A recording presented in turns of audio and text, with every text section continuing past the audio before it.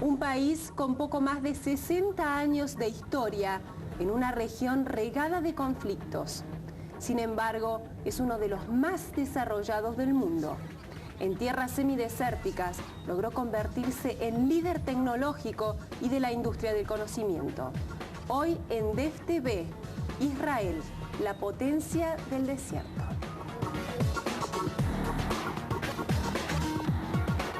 Hola, ¿qué tal? ¿Cómo les va? Bienvenidos a DEF TV. Muchas gracias por acompañarnos en esto que va a ser un programa especial dedicado a hablar de ese país tan lejano en lo geográfico, pero tan cercano para los argentinos en lo que es nuestra cultura y en nuestra propia constitución como nación argentina, que es el Estado de Israel.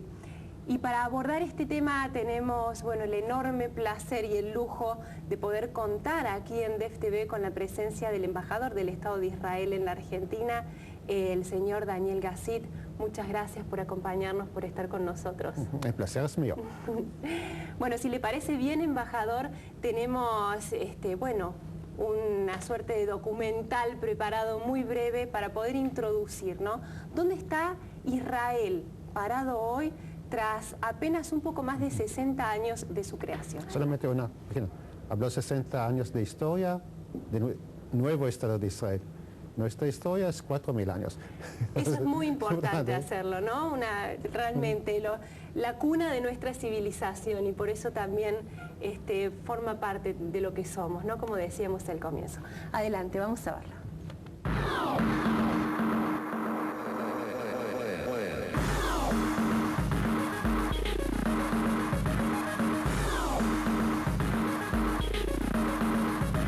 Es uno de los países más desarrollados del sudoeste de Asia. Aunque posee muy escasos recursos naturales, sus exportaciones son el sostén de su economía. Y a pesar de la enorme carga que han supuesto las guerras y las oleadas de inmigración, Israel se encuentra entre las naciones más prósperas de la tierra. Transformed an arid wasteland into an agricultural miracle and evolved into one of the most technologically innovative countries in the world.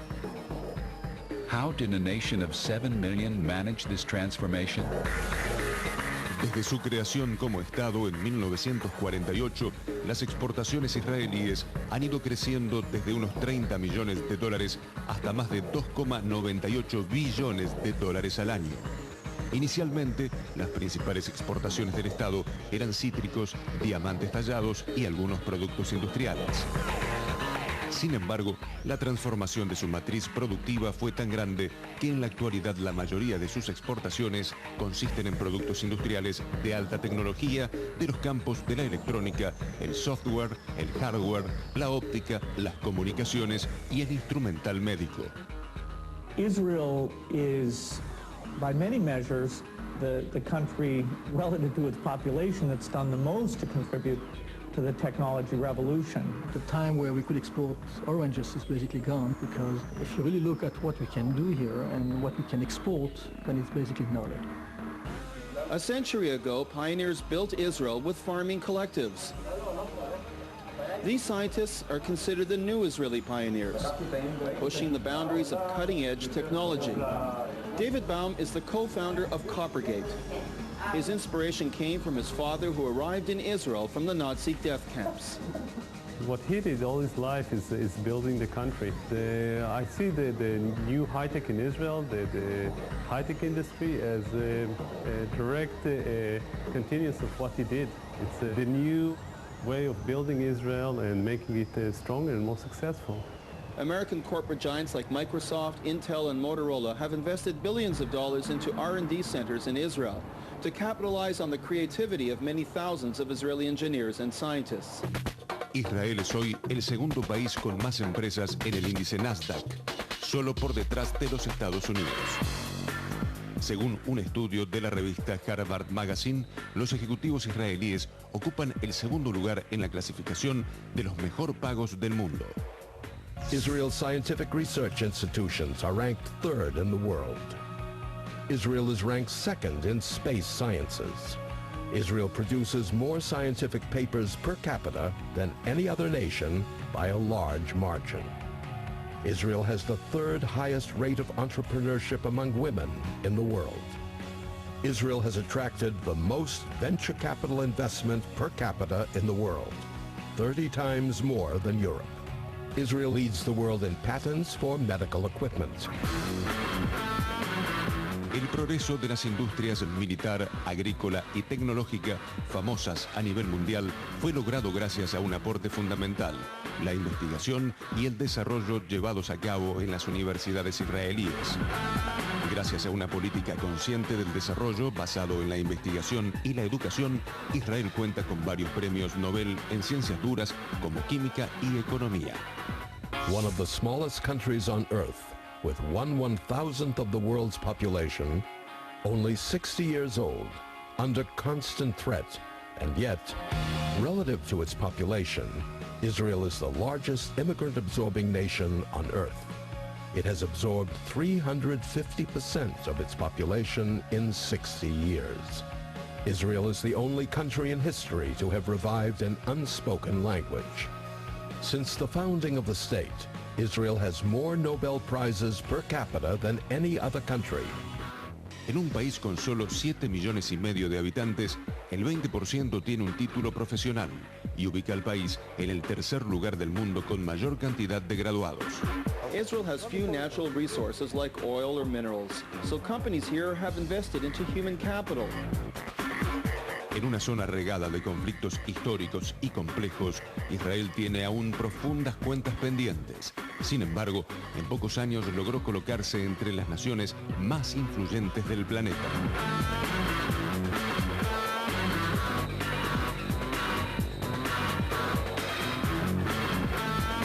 Muy bien, embajador, ahí veíamos el informe. Bueno, usted lo comentaba, una pequeña corrección para hacer en cuanto al volumen de exportaciones, ¿no? O sea, una pequeña, pero grande importante. diferencia.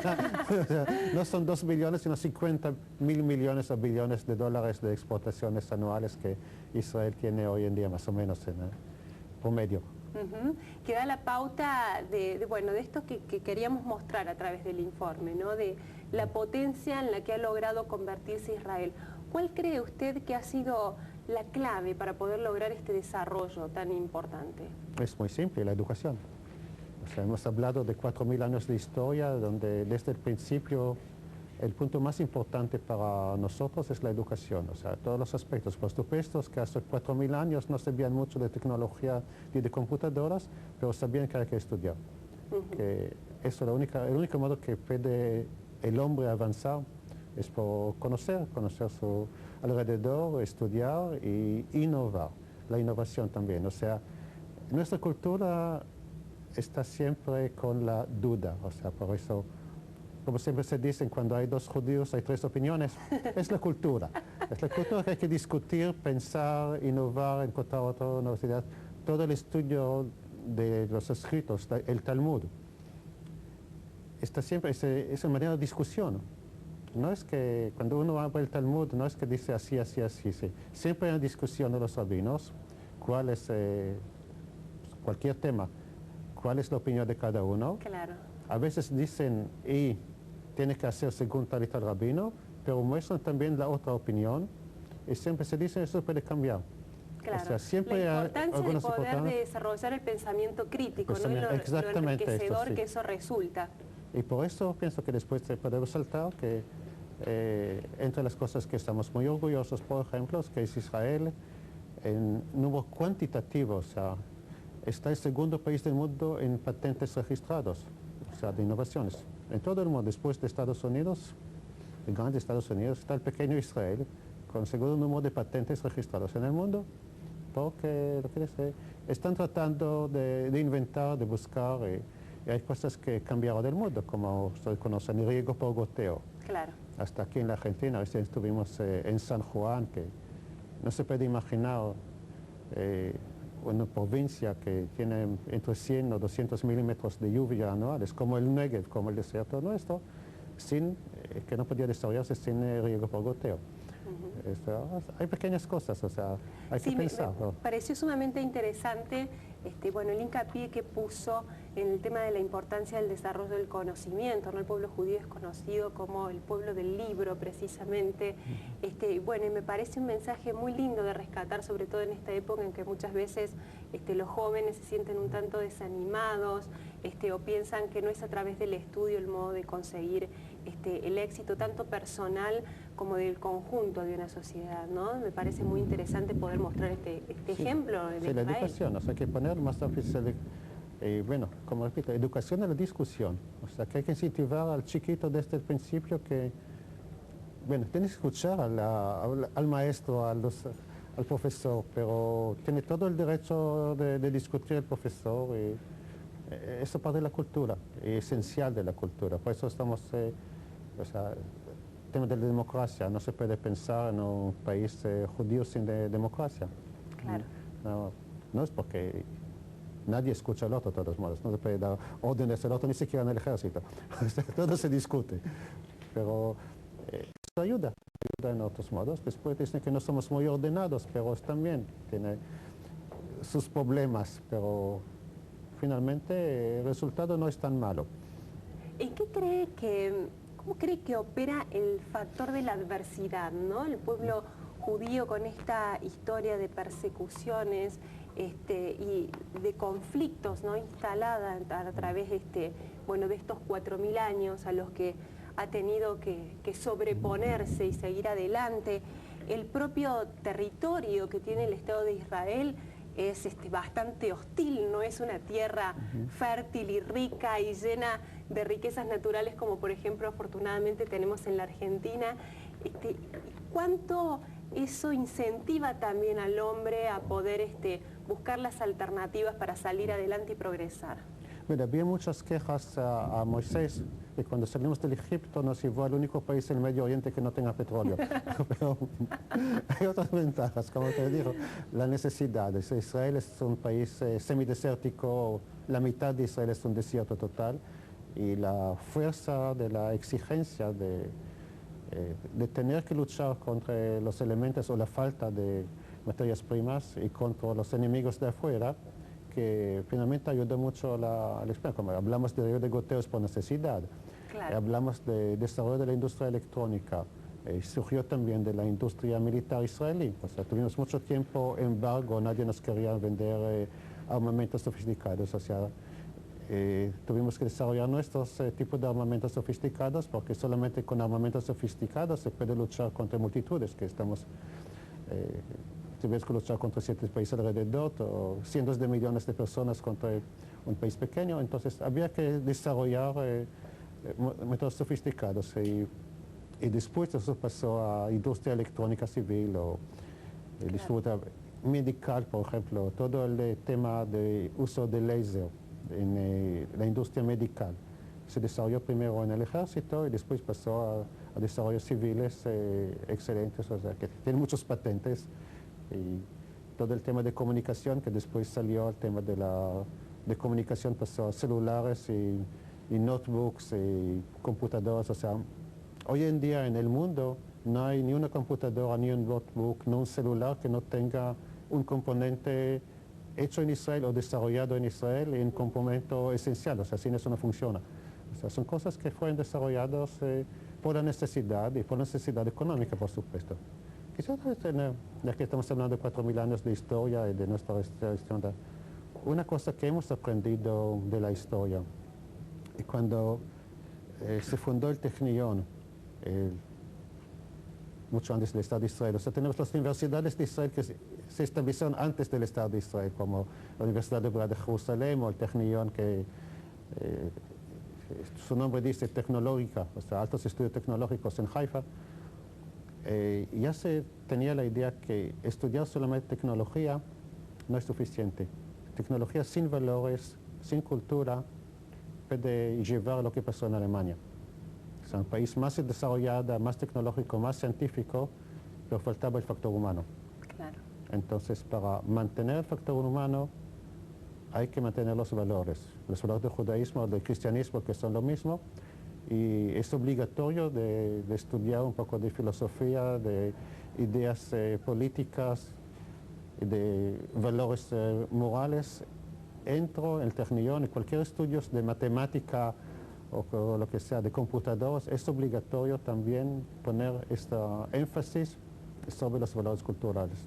Sin eso la ciencia no vale nada, porque vemos muy bien con la energía atómica, se puede construir el mundo o destruir el mundo. Todo depende de los valores que uno tenga en sus manos, en su cabeza. Y por eso es una advertencia al mundo, efectivamente. ¿No? No hay que separarlo, no hay que separar la tecnología de la humanidad. Si se separa, la humanidad está en peligro mortal. Qué interesante eso. Además, bueno, creo que una de las cosas que más asombra cuando uno va a Israel es ver precisamente esta enorme modernidad, pero en el contexto, ¿no?, de tanta historia, de que uno precisamente se siente, ¿no?, como parado en la cuna de la civilización, y cómo el pueblo judío ha hecho tantos esfuerzos por mantener la memoria, por mantener la historia, y que es un planteo que muchas veces nos hacemos también nosotros como argentinos, a pesar de ser una nación tan joven en definitiva, ¿no?, de esta controversia entre miramos hacia adelante o también retomamos la historia y tenemos memoria y recordamos lo que nos pasó, lo que fuimos. Es esencial, o sea, la historia es parte de nosotros, de cada uno de nosotros, y con eso aprendemos de la historia y avanzamos. Ya que usted mencionó visitando Israel, es un tema que interesa. Recién este año salieron 3 delegaciones de empresarios de Argentina a Israel. Una organizada por la Cancillería Argentina, otra organizada por el gobernador en la provincia de Córdoba y la tercera salió con el gobernador en la provincia de Buenos Aires. Cada delegación fue mayor, más grande que la otra. Y me encontré que tuvimos muchos problemas a acostumbrarse que se puede visitar Israel, que no es peligroso, y cuando volvimos, inimaginable. Efectivamente es un punto que quisiera también enfatizar. La imagen de Israel, nos parece muy moderno, muy tecnológico, pero es el país en guerra. Sí, es un país en guerra, pero eso no se nota. No se nota, hay turismo en todos lados, está creciendo millones y millones de turistas, y porque hay mucho que ofrecer. Claro. El sentimiento de seguridad personal que uno tenga en Israel es muy buena, digamos, ¿no? ¿Ha ido aumentando el flujo de turistas a lo largo de los años? Cada año se está aumentando, estamos construyendo más y más hoteles. Yo siempre decía a mis amigos árabes palestinos que quisieran escucharme que si tuviésemos la paz, no tendríamos ni electrónica, ni energía, ni nada, podríamos vivir solamente de turismo. Imagínense la Tierra Santa con atractivo que tenga para todo el mundo. Tal vez no estaría muy bueno vivir solamente de turismo e ir a la playa cada los días, pero eso también es una posibilidad real de un paz verdadero en el Medio Oriente ahí, que viviríamos solamente de turismo, porque es interesante, hay tanto que ofrecer. Sí, hoy por hoy, con los turistas, por lo general, ¿de qué países provienen los que van a Israel? Bueno, más que todo de Europa, Estados Unidos, menos de América Latina. Recién está empezando más el turismo a crecer porque el ala línea israelí empezó con vuelos directos a San Paulo. Todavía no llegó hasta Buenos Aires, espero que pronto. Tengo también interés personal en esto, por supuesto. Pero con eso está aumentando también el turismo. Hay una facilidad, un momento que hay facilidad, y facilidad viene con la demanda y viceversa, o sea, un ciclo. Claro. Pero está aumentando, contamos con japoneses y no se puede, entonces que vengan, y están viniendo. Sí, es realmente un viaje muy interesante para hacer. ¿Y usted recién... ¿Usted ya se fue? Yo fui, sí, tuve el enorme placer de conocerlo. Y es muy conmovedor realmente poder conocer ese país. Y usted mencionaba recién estas delegaciones argentinas que fueron con empresarios. Vamos a tener material también al respecto en este programa de DefTV. ¿Cuál es la complementariedad que usted ve como embajador entre las dos economías? ¿Qué se pueden intercambiar? ¿Cuáles son los nichos que se pueden ver hoy por hoy en los negocios con Israel, entre Israel y Argentina?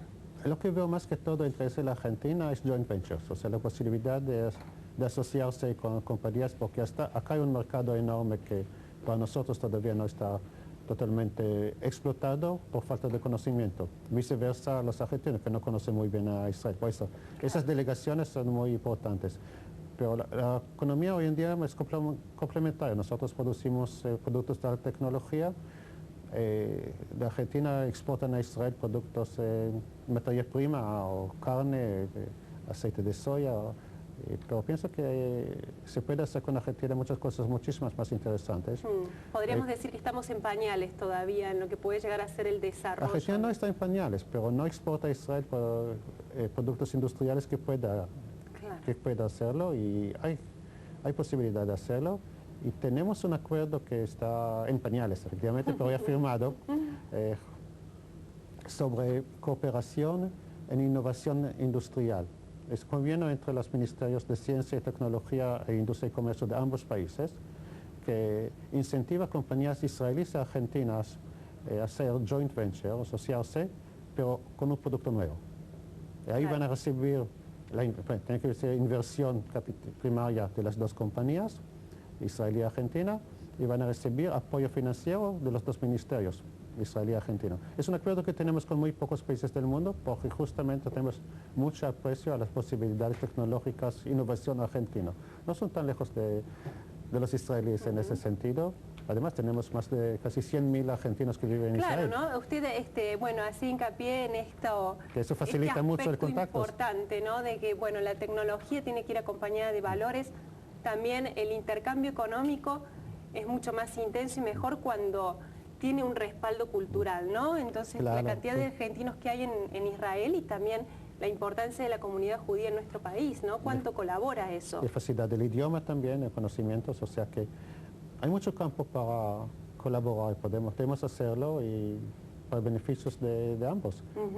Bueno, vamos a ver más de este material a continuación, pero antes de despedirlo, embajador, también, bueno, es un tema de noticias, ha sido tapa de los diarios, esta declaración de la Argentina y de Brasil también de reconocimiento al Estado palestino. ¿Cómo han recibido esto? ¿Cuál es la visión de Bueno, usted estamos como hablando de embajador? tecnología, es algo muy virtual, de conocer un país que no existe y que nunca existió. La gente no sabe que Palestina en la historia nunca existió, pero aparte de esto, nosotros también, como Argentina, queremos ver un Estado palestino que vive lado a lado de nosotros en paz y seguridad, pero la manera de llegar a esta resolución del conflicto es solamente vía negociaciones directas. Este tipo de declaraciones que ya fijan las fronteras entre Palestina e Israel no sirven de nada en el proceso de paz, sino aleja ese proceso de paz, no contribuye al proceso de paz. Todo el contrario, porque la situación de los palestinos hoy, que están divididos entre Hamas y Fatah, Franja de Gaza y Cisjordania, que no están listos a sentarse a la mesa de negociaciones. En el momento que haya ese tipo de declaraciones en el mundo que fijan ya no, ¿para qué necesitan negociar? Entonces, va a venir la solución de declaraciones de Naciones Unidas y no va a necesitar de sentar a la mesa, va a tener una solución dictada, impuesta por afuera. Es lo que piensan los palestinos, y por no poder sentar a la mesa de negociaciones hoy en día, y si van a tener todos esos tipos de declaraciones, van a pensar que tampoco va a necesitar sentarse en la mesa, eso no va a ayudar al proceso, porque eso no va a cambiar nada sobre el terreno. Por esas declaraciones no van a cambiar nuestro destino, porque está en el tema es nuestra existencia. Mientras estamos amenazados por los países vecinos, algunos de ellos por lo menos, y por elementos como Hamas, de los palestinos mismos, que la próxima etapa después del acuerdo sería la eliminación del Estado de Israel, no vamos a dejar que nuestro destino sea dictado de afuera. Tenemos que tomar en cuenta todas esas necesidades, y queremos y ofrecemos a los palestinos un Estado independiente. No queremos dominar a los palestinos. Si estamos en esta posición hoy día de ocupantes, es porque los árabes salieron a la guerra de liquidar a Israel y ganamos esta guerra, no era la primera. Esta es la situación actual. Y si queremos un acuerdo de paz que garantice que no haya guerras, no que un acuerdo que garantice que haya otra guerra. Claro. Bueno, los vamos a despedir, embajador, con este deseo, ¿no?, de poder el hombre alguna vez encontrar la paz en esa región tan interesante, tan linda, y que viene sufriendo tantos años de guerra, con ese deseo, y también un deseo que tiene que ver con nuestro país, ¿no?, que es el de justicia por los 2 atentados que sufrió la comunidad judía en nuestro país, que lo sufrimos todos los argentinos, que es algo que también estamos esperando, ¿no? Ojalá que el año próximo nos traiga la paz a todos. Es un deseo de verdad. Embajador, muchísimas gracias por haber estado en DEF TV. Gracias. Sí. Nos vamos a una pausa, no se vayan que tenemos mucho más material para compartir.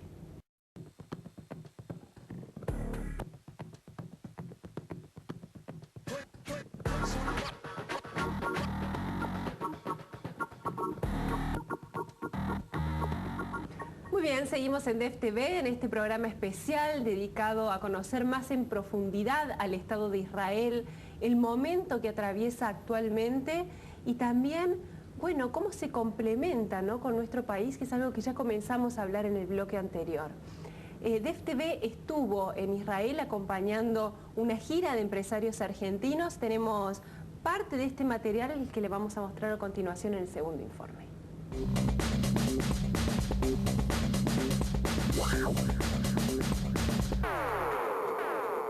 Es un país con un poco más de 60 años de historia, sin recursos naturales y que ha pasado por un sinfín de conflictos y planea cerrar este año con un crecimiento estimado de 4,1%. שהשקל יתחזק מול 174 מטבעות מתוך 175. זאת אומרת, השקל עוד יותר יתחזק מאשר כל שאר המטבעות. זה נובע קודם כל מכך שחושבים שמדינת ישראל זה מקום יציב מבחינה פיננסית. הנתונים הכלכליים מאוד מאוד טובים, נתוני הצמיחה טובים, ההייטק מצוין. El desarrollo de la economía israelí es analizado en el mundo como uno de los ejemplos de optimización de recursos acompañado con una adecuada inversión. En una tierra semidesértica, el Estado reconoció rápidamente que su supervivencia estaría ligada directamente a la producción de la alta tecnología. En menos de una década con recursos escasos, Israel logró crear una de las economías high-tech más sólidas del mundo. Think about it, we are a tiny country, and on the other side, we are the number 2, 3, 4 centers in the world for innovation. We have been successful in turning a disadvantage, or an array of disadvantages, into advantage because of our background, because of our culture. DEF TV acompañó al gobernador de la provincia de Buenos Aires, Daniel Scioli, en su último viaje oficial a Israel, donde quedó demostrada la complementariedad de nuestra economía y la israelí. Los recursos naturales que no existen en el Estado hebreo abundan en nuestra tierra y son una excelente oportunidad de negocios para la Argentina. Y el mandatario bonaerense reconoció la importancia de adquirir las nuevas tecnologías que se desarrollan en Israel. He contado un poco el vigoroso mercado interno y por qué el rol de la provincia de Buenos Aires en la búsqueda de atraer inversiones productivas para aumentar la oferta de bienes y servicios. Es decir, si yo puedo sintetizar lo que significa la oportunidad del Estado de Israel y la provincia de Buenos Aires, el denominador común es la tecnología. La gira comercial fue impulsada por la Cámara de Comercio argentino-israelí para incentivar el intercambio entre las naciones.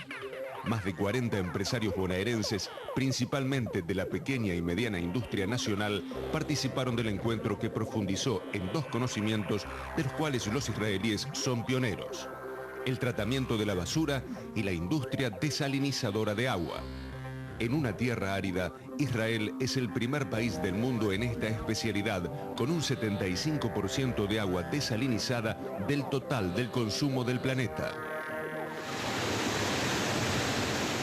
Parece que las chances de que el agua de Israel provenga de la desalinización del mar están más cerca que nunca. איכות המים היא ברמה יוצאת מהכלל, רמה גבוהה יותר ממה שאנחנו מכירים. Esta planta produce 30 millones de litros cúbicos de agua por año, los que son aprovechados por la población en la zona costera y al sur. El gobernador Scioli participó también de estratégicos encuentros con las figuras más destacadas del gobierno de Israel, encabezadas por el primer ministro Benjamín Netanyahu y su canciller. La nación hebrea es una de las pioneras en materia de seguridad pública y el mandatario bonaerense se reunió con el titular del sector para intercambiar conocimientos. Fue muy importante la reunión con el ministro de Seguridad israelí en el marco de lo que es el intercambio de experiencias en la aplicación de la tecnología a la prevención. Israel viene desarrollando programas intensivos en el espacio público en cuanto a la prevención y en cuanto también a una cuerpos policiales especializados en delitos complejos. Por su escasez de recursos naturales, Israel, una de las economías más desarrolladas del planeta, continúa buscando las materias primas fundamentales para su industria. El intercambio comercial con la Argentina es una oportunidad única para ambos países.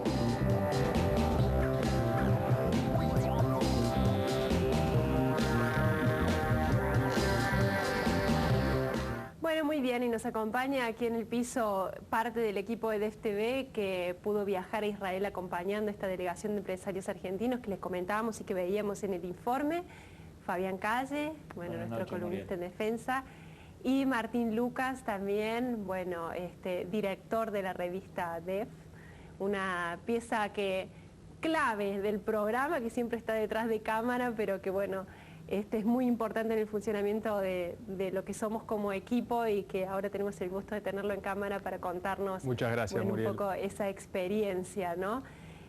Bueno, ¿qué fue lo que vieron ustedes, ¿no? En torno a esto que le preguntábamos al embajador sobre este nuevo nicho, ¿no?, que se está viendo de las posibilidades de ampliar los negocios con el Estado de Israel. Sí, sobre todo la gira fue interesante porque Israel, un poco como dijo el embajador y reflejaron los informes, tiene un liderazgo indiscutido en temas sobre los que la Argentina tiene que aprender mucho, ¿no? Y él hablaba de las posibilidades incluso de generar joint ventures entre los dos países, entre empresas de los dos países. Y esta gira un poco que hizo, bueno, el gobernador Scioli, es una gira que surgió gracias a la acción de la Cámara Argentina Israelí de Comercio y también a la Unión Industrial de la provincia de Buenos Aires. El gobernador Scioli fue acompañado por 40 empresarios de diversos rubros y entre las ruedas de negocios que hubo en Israel, la verdad que se han logrado acuerdos interesantes. Dos de ellos, por ejemplo, tienen que ver con temas ecológicos. Uno de ellos tiene que ver con acuerdos que se han hecho para instalar en la provincia de Buenos Aires plantas potabilizadoras de agua. Sabemos que en diversos sectores de la provincia hay situaciones de emergencia hídrica y la verdad que los israelíes están muy avanzados en ese tema, sobre todo en lo que es el reciclado de efluentes cloacales. Es decir, ellos tienen la tecnología, el know-how como para hacer de las aguas cloacales, digamos, agua que pueda ser reinsertada en el sistema. Y también en el tema de reciclado y tratamiento de residuos, ellos tienen una tecnología muy avanzada que les permite, entre otras cosas, convertir a los residuos en energía. Con lo cual, esto demuestra un poco esto que señalaba el embajador en el bloque anterior, de todas las posibilidades que tiene Israel, del liderazgo que tienen en este tipo de tecnologías, y la Argentina tiene mucho para aprender de eso. Y también tiene mucho para dar, por eso esta idea del complemento económico entre los dos países. En ese dar, ¿cuál te parece que puede ser la ventana que pueda abrirse en ese sentido? La Argentina tiene muchos recursos que Israel no tiene. Lo que tiene Israel es básicamente que es un país que ha sabido hacer del defecto una virtud. Es decir, Israel es un país que tiene más de la mitad de su territorio desierto. Entonces, es un país que ha desarrollado una cantidad de aspectos que realmente en la Argentina podrían ser utilizados. Y me gustaría señalar, por ejemplo, que en un momento se habló de la comparación entre el sur de Israel, el desierto del Negev, con nuestra zona de Cuyo, también de desierto, y nosotros que hemos hecho unas visitas a empresas, a centros de investigación agrícola en la región del Negev, al sur de Israel, hemos podido ver cómo ellos han logrado realmente hacer una maravilla con cultivos que los desarrollan a partir de las reservas de agua salada que tienen debajo justamente del desierto, y son cosas que realmente pueden aplicarse acá. ¿Nosotros qué tenemos? Nosotros tenemos también mucha capacidad. Hay realmente muchos argentinos hemos encontrado en Israel. Pudimos constatar esta idea de que realmente detrás de cada proyecto siempre había un argentino. Hemos visitado muchas empresas y hemos podido ver cómo son valorados los técnicos, los profesionales argentinos. Hemos estado, por ejemplo, en Tel Aviv, en donde funciona una suerte de Silicon Valley, en una zona, digamos, en la ciudad de Tel Aviv, que es un poco el centro económico del país, Y nos hemos encontrado con muchos argentinos trabajando en desarrollos high-tech que realmente son de asombro para muchos países. Fabián, y bueno, esta tecnología israelí que abarca, bueno, distintos aspectos, ¿no? Ni hablar del sistema de riego, que creo que ha sido absorbido prácticamente por todo el mundo, la tecnología que han logrado. El embajador señalaba cómo gran parte de esta tecnología provino precisamente de desarrollos militares que luego se aplicaron en lo civil. ¿Esto es algo común de ver, que el desarrollo militar pueda luego utilizarse para efectos civiles, que puedan servir a lo mejor a otras industrias? El desarrollo militar siempre es un innovador y un propulsor de las economías. Digamos, muchas cosas que se usaron, que desarrolló el Pentágono, que desarrolló la NASA en los Estados Unidos para el programa espacial, después terminan en la cocina de nuestras casas, el microondas, por ejemplo. ¿Ah, sí? Nace de desarrollos tecnológicos ligados a la defensa y el tema del espacio. Digamos, la dualidad de la tecnología es muy grande, el láser para las operaciones. Bueno, podemos hacer el GPS que la gente ahora tiene en su celular, en sus autos, nace para guiar bombas, digamos, ¿no? Entonces la dualidad de la tecnología siempre es muy fuerte. Israel es una vanguardia en esto, tiene la industria, una de las 3, 4 industrias militares con mayor tecnología en el mundo, por lejos, en la región donde está, digamos, donde vende tecnología a los Estados Unidos, vende tecnología a países europeos, está en emprendimientos conjuntos con países desarrollados que usualmente no importan tecnología, usualmente la exportan, crean, ¿no? claro. Y en ese contexto, sí, digamos, la economía israelí recibe permanentemente un derrame de las industrias de defensa, que las hace, primero que todo, tiene un gran nivel de exportación propia de armamentos, en esos 50.000 millones que hablaba el embajador, un porcentaje que se acerca al 10% de todas esas exportaciones son exportaciones ligadas directa o indirectamente a la defensa, que es toda mano de obra de alta tecnología, y mucha de esa mano de obra no son israelíes originarios, ¿no? Sino que en muchos casos es inmigración de israelíes de la Argentina, de Europa, de otros países, que han viajado por razones socioeconómicas o razones de mayor perspectiva profesional, y uno los encuentra en estos planteles de tecnología, ¿no? Gente que ha llegado a Israel hace poco. Por ejemplo, una de las cosas que una vez se olvida es que Israel ha sufrido shocks migratorios muy fuertes en los últimos años. Israel era un país de 5 o 6 millones de habitantes y en plazo de pocos años le llegaron 1,5 millones de judíos provenientes de la Unión Soviética.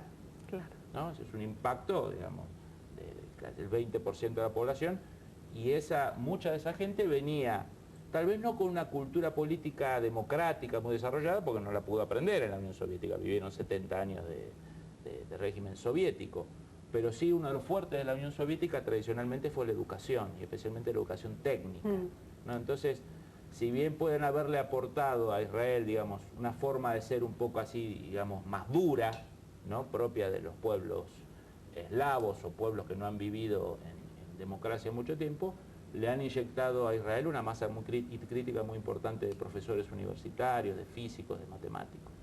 Y por otro lado, el otro shock demográfico que está teniendo, que es una especie de contraste de esto, es que todo nosotros lo vimos muy claro en el contraste, ¿te acordás, Martín?, entre Tel Aviv y Jerusalén. Claramente. Tel Aviv sí. Es una ciudad cosmopolita, que uno podría ser una ciudad turística de Europa, de Grecia, de Estados Unidos, de Argentina, de Brasil, y en Jerusalén uno se encuentra también con una ciudad cosmopolita, altamente desarrollada, muy seguras, ambas, ¿no? Una absoluta seguridad, que es lo que está facilitando el turismo, pero en Israel hay un proceso que se nota políticamente, articulado por alianzas políticas, por partidos, de un crecimiento muy fuerte de la ortodoxia religiosa, ¿no? La ortodoxia religiosa, las familias ortodoxas, por ejemplo, tienden a tener más hijos que las familias laicas.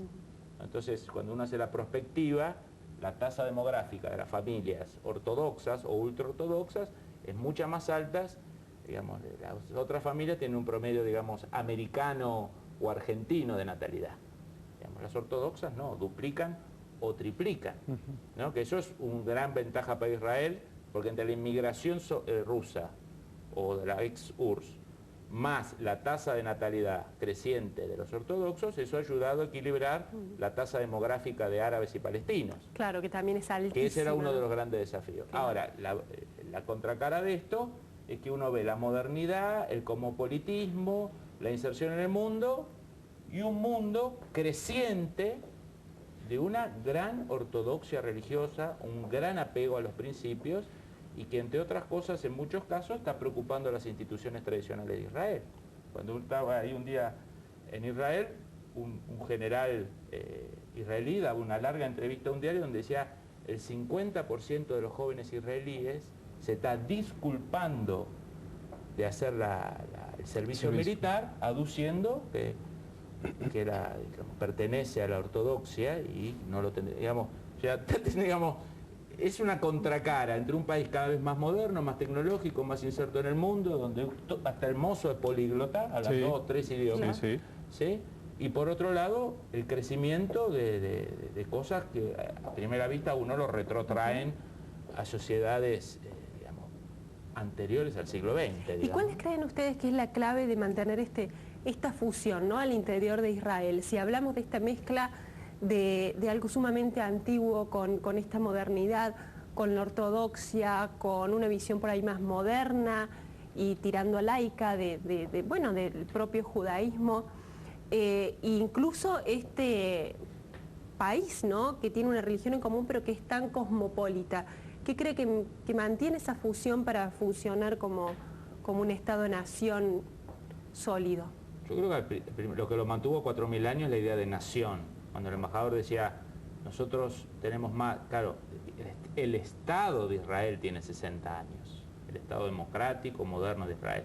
La nación judía tiene 4000 años. El concepto de nación sigue operando fuertemente entre los laicos y los ortodoxos, la derecha y la izquierda, eso no cabe duda, eso es un factor de unión. Segundo, que Israel es una isla democrática en el Medio Oriente. Ellos, digamos, el mecanismo de descompresión de todas las contradicciones, paradójicamente siempre encuentra una solución subóptima, pero encuentra en un sistema democrático. Entonces la democracia hace de válvula de escape. Ahora, también es verdad, como cuando uno habla con políticos o académicos israelíes, que las coaliciones políticas en Israel cada vez son más amplias. Son más amplias, sí. Cada vez con más, digamos, la estabilidad política depende de partidos cada vez más chiquitos, que tienen 4, 5, 8 diputados, que muchos de esos partidos tienen agendas extremadamente duras o que se guían directamente por preceptos religiosos y no por preceptos políticos. Claro.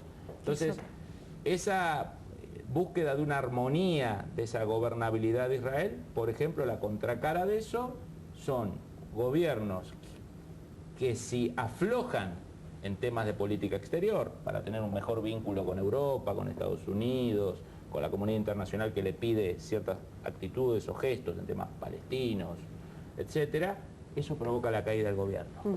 O sea, nos estamos yendo, Martín, me gustaría muy brevemente cerrar un poco con tu visión de cómo se sintieron los empresarios argentinos allá. La verdad que encontraron un ámbito muy rico para hacer, digamos, negocios. Encontraron esto que hablábamos antes de oportunidades concretas para poder trabajar de manera conjunta. Muchos se han sorprendido por esto que decía Fabián también de esos estándares de seguridad que se perciben en la calle. Realmente, y lo dijo también el embajador, es un país que está en guerra pero que realmente no se nota. De manera que la respuesta de los empresarios, que fueron casi 40, fue muy positiva en ese sentido. La verdad que para nosotros es una gran experiencia donde también pudimos ver esto que siempre hablamos en la revista y también acá en el programa Muriel, que tiene que ver de cómo una sociedad encuentra caminos para generar sinergia entre el sector público, privado y la academia. Y eso en Israel lo vimos, esa idea de ciencia y mercado, y todas las grandes ideas que luego fueron empresas, que primero fueron emprendimientos y luego empresas, salieron de las usinas justamente que son las universidades, y donde hay una inversión pública en desarrollo que es una de las más altas del mundo. Así que ese es un dato realmente que refleja un poco esta idea de milagro económico. Bueno, muchísimas gracias a ambos. Bueno, abordamos este tema desde un pequeño ángulo, ¿no? Porque es realmente enorme y vasto, y siempre a través de distintos programas de DEF TV tratamos de ir comprendiendo lo que ocurre allí. Muchas gracias por haber estado. Muchas gracias.